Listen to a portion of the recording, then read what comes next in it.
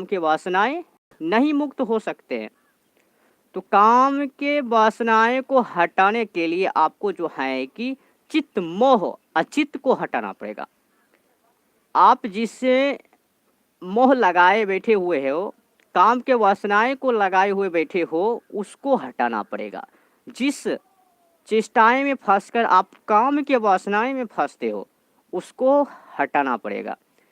भाई योग भी ध्यान अगर आप करने के लिए बैठे हो तो उसमें क्या होगा, आपको बाधा उपस्थित हो गए, फिर आप काम के वासनाएं भी नहीं कर पाएगो ना, तो उसमें भी बाधा। तो आपको अब क्या करना पड़ेगा, तो सबसे पहले काम वासनाएं को ही नष्ट करना पड़ेगा। एक कोई ऐसे व्यक्ति नहीं बता सकते हैं आपको। काम के वासनाएं को हटाने के लिए वही कहेंगे यज्ञ करो, हवन करो, आप जो है कि कपालभाति करो, ये करो, प्राणायाम करो, सिर दंडक करो, इससे जो है कि इससे नहीं हटने वाला है। सो के आपको जबरदस्ती जिद्दी लक्ष्य के साथ जो है कि आपको काम के वासनाएं को हटाना ही पड़ेगा। आप जिस मार्ग को सोच रहे हो कि योग ध्यान से हम जो है कि काम के वासनाएं को हटा लेंगे, वो हटने वाले नहीं। योग तभी काम करते हैं जब आपका मन पवित्र हो।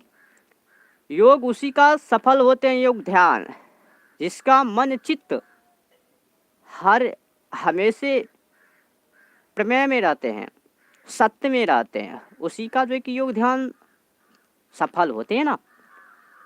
समझ रहे हैं मेरी बातों को।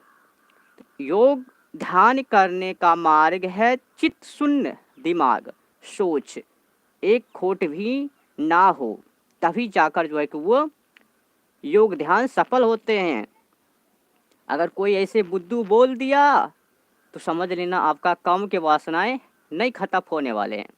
तो काम के वासनाएं को हटाने के लिए आपको वही लक्ष्य को छोड़ना पड़ेगा जिस लक्ष्य के माध्यम से आप उस काम तक पहुंचते हो, वासनाएं तक पहुंचते हो, उसको खपत करना पड़ेगा, उससे हटना पड़ेगा, जबरदस्ती करके हटना पड़ेगा।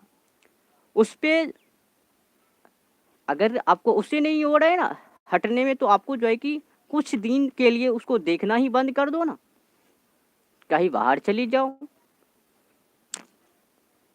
क्योंकि फिर तो आपको धीरे धीरे जो है कि एकाएक तो हटने वाला नहीं है। क्योंकि जो पशु जो है कि पशुता के पशु में फंसे हुए हैं, वो पशु और पशुता का जाने, इसमें जो कि हम लगे हुए हैं, इसका परिणाम क्या होगे। आप एक इंसान है, इंसान होकर ऐसा कोई ये पृथ्वी पर रसातल नहीं है जो कि आप नहीं पा सकते हो।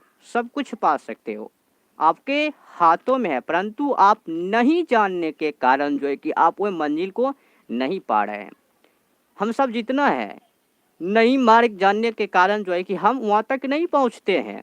कई लोग तो अज्ञानता कर बैठते हैं, वहाँ जाना भाई ये कौन हम नहीं जानते हैं, उसके माध्यम से या हम नहीं जानने के कारण से जो है कि हम वहाँ तक नहीं पहुँच रहे हैं।